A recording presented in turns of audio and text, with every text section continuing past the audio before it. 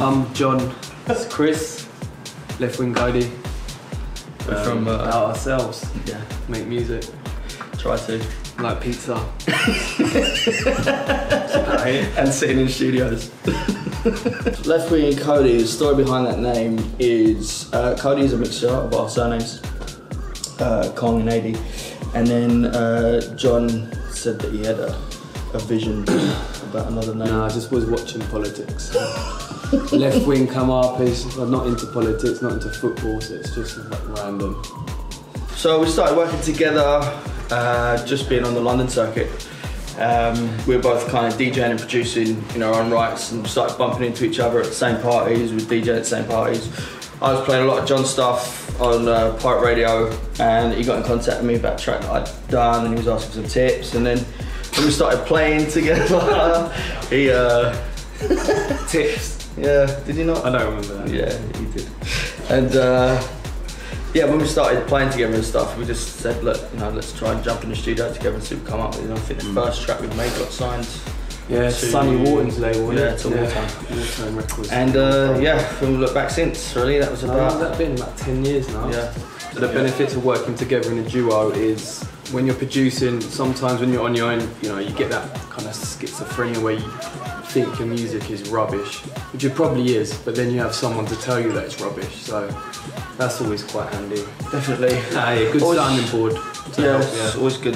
And then you're also having two different ideas at the same time as well, kind of bouncing a lot more ideas out. And then kind of DJing together, I suppose. That it helps when you're travelling a lot and stuff. Always got someone there to kind of bounce off of and keep things from being ultra depressive when you're sitting in an airport in Hamburg for 8 hours after a flight's been delayed. Negative, if you're not on the same page, then it's like, you know, playing it can go really wrong. You know, like say I might be really passionately want to play a tune and he doesn't want to, then I do, and it clears the floor, for instance. And then it's just like, it's really hard to recover from that because you're kind of like, see, I told you. You know, he's like, yeah, I knew it. What inspired us to start Lost? I had a label before. Yeah, and we'd always kind of talked about having a platform where, you know, we could put our music out primarily. Yeah. You know, when we were first starting out, we knocked on a lot of doors, and we know what it's like to be, you know, newcomers and starting and trying to get people to listen to demos and stuff. So we wanted to start the label really as a vehicle for ourselves, but then it turned out to be completely opposite, really. We've had a lot more people on there than we've had releases. I think Max is beating us for the amount of releases that he's had. It's like people that we're playing as well, like it may not necessarily be, you know, the people in the limelight at the moment or whatever, but it's like people that we play on the floors that is working for us. Yeah. So we want to, like, you know, develop their sound a bit, get in smaller artists that have got our attention so they can get a little break. You know, we push through a lot of people. Yeah, I think like in the days, Forza come through. Forza was his first ever releases on Lost Records. Yeah. We had Latman on quite early as well. Yeah. With Salado Boys on quite early. So it's good that that's been able, you know, as a platform that we would kind of, you know, looking to start for ourselves, turned out to be something that we were able to help other artists that may have been in a similar position to we were maybe 10 years ago, and help them get a kickstart into the industry, you know. The hardest thing about running the label was probably timing, trying to get the calendar right.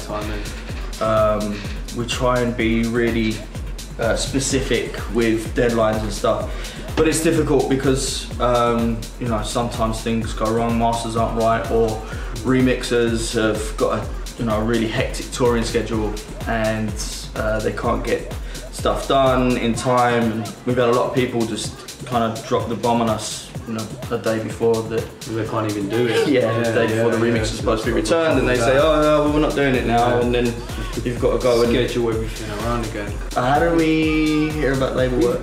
We always got promos from Label Worx, and they was quite easy to get the promos through. Yeah. And then we started off using the royalty works with Label Worx, which was a big thing for us because the distribution company we were with before didn't do any kind of tracking or anything like that as far as royalties were concerned. So back to the spreadsheet thing again. I was doing spreadsheets that were just ridiculous in size. It's another good duo. you know, good reason to have a duo. Someone that knows spreadsheets. Yes, definitely. It's what I used to do in my day job. But yeah, having to do all that on a monthly basis started to become very difficult, especially when people were coming back and saying, oh, well, this isn't right and that isn't right. And then you had just massive amounts of data on one spreadsheet that just trying to find a needle in a haystack. So yeah, we contacted Label Worx to see if they could do the royalty stuff for us, and that's been great. We haven't had one complaint with our statements since we joined. So just from the distribution point of view, we knew that everything was being run really smoothly here as far as royalties was concerned, and we talked to a few other people that we knew used the distribution system, and they said that they had never had any issues or any complaints, so it was an easy sell. So yeah, and to be honest, it has made our life so much easier since we've moved over about 2 years ago now, I think.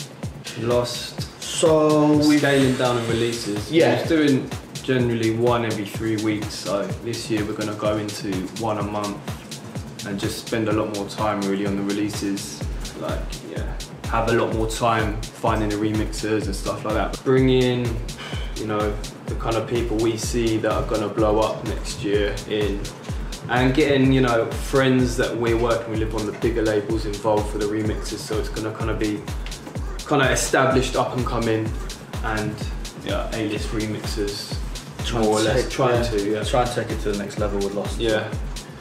We've also got sub-label kicking up as well, called Lost Audio. And the whole kind of idea behind that was we get sent so much good stuff. We still wanted to give some exposure to these really great tracks that we get sent. So it made sense to start a kind of sub-label so that we had the opportunity to put these other great bits of music out that wouldn't necessarily fit into the Lost record schedule. Working with Moon Harbour has been a bit of an eye-opener, to be honest. I like the way that Daniel runs things there.